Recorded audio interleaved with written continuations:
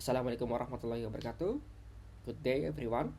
My name is Muhammad Fadli Zilikram from Blemba 36, and today I will share you my personal best leadership project in project of Gosphere JT Reconstruction for fulfilling the final exam of entrepreneurial leadership. This project was a big moment for me, not just technically challenging, but also the first time I really understood what leadership means.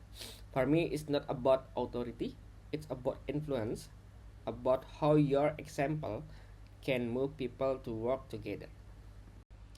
Gosphere Jetty is located in Surabaya, collapsed in 2017, and the reconstruction project was stalled for almost 4 years while awaiting insurance settlement.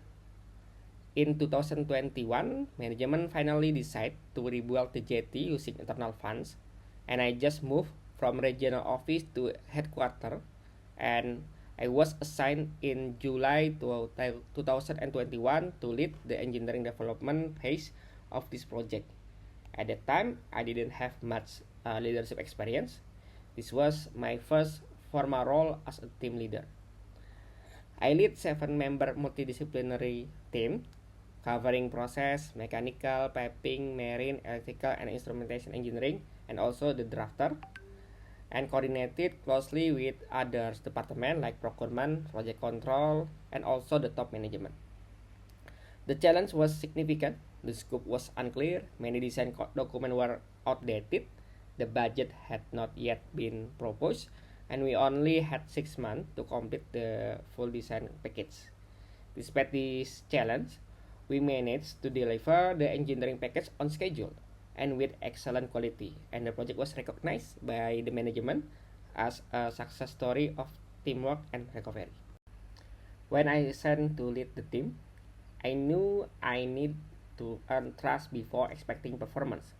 At that time, I was still new to a leadership role, so I spent time reflecting on what kind of leader I wanted to be. I defined some personal value that I believe it were essential for success, such as communication, determination, cooperation, productivity, growth, fairness, and creativity. I didn't tell the team about this value directly, but I made sure my action reflected to them, being open, fair, and consistent in every situation. I want my behavior to show what I believe in, and over time, I noticed that the team started doing the same. And I learned that leadership doesn't start with the talking, and it starts with setting an example and staying consistent. When I started, the team morale was low. The project had been delayed for years, and people didn't really see the purpose behind it. I knew we need a sense of meaning, so I reframed the goal. We weren't just rebuilding the jetty, we were rebuilding the trust. I remind the team that this jetty play a key role in Indonesia's full distribution, and completing it means restoring part of the national energy supply chain. Slowly, their mindset changed from let's just get it done to let's make it excellent. One of the hardest part came when we had to start the project with many things still unclear. The scope wasn't complete, the budget wasn't approved, and the time was running fast. Instead of waiting for everything to be ready, I encouraged the team to start with what we already had. We worked in parallel across different disciplines and refined things along the way. I also helped prepare the preliminary cost estimate so the budget proposal could move forward. This small step create momentum and confidence for everyone. I learned from this kind of story that challenge the process isn't about the taking big risks, but it's about finding a way forward even when the conditions aren't perfect. As the work got busier, I realized that I can't do everything by myself. I need to trust my team and help them succeed. I talked to each person individually to understand their strength and workload, then gave them authority in their own discipline. But for any across discipline or stakeholder matters, everything went through me. So we stay aligned with the scope of work. I also work side by side with them, not just as a supervisor, but as a part of the team. That approach made them more confident and collaborative. And I learned from the story that empowerment works best when it's supported by the structure and guidance. Toward the end of the project, everyone was tired, the schedule was tight, and many people were handling other tasks at the same time. I started uh, giving small recognition during our meeting, like appreciating someone who solved design issue or who stayed late to help others.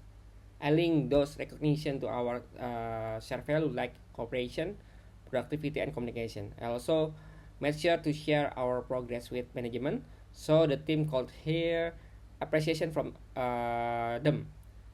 After completing the design package, we held simple gathering to celebrate, and it wasn't fancy, but it means a lot for them. Looking back, this was my first real leadership experience. I started the project with limited experience but a strong sense of responsibility. Along the way, I learned to balance speed, clarity, and empathy, and to lead through example, not authority. I discovered that trust, consistency, and appreciation are what really build credibility. From this project, I practice all the five leadership principles, and this project taught me that leadership isn't about the seniority or title, it's about the responsibility, integrity, and influence. And last, leadership is a journey from managing tasks to inspiring people. Maybe that's all for me. Thank you.